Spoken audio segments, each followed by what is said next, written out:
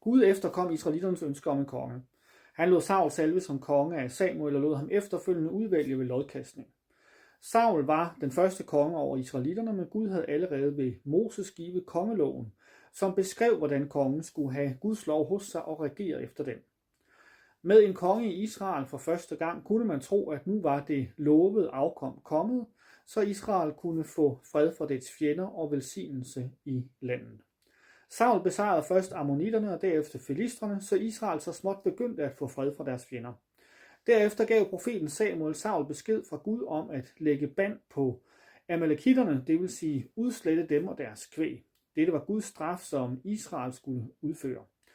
Gud velsignede Saul i kampen, så de sejrede, men Saul adlød ikke Gud. Han lod amalekitternes konge og kvæget leve. Da Samuel kom til stedet, forkyndte han, at Gud havde forkastet Saul som konge og valgt en anden.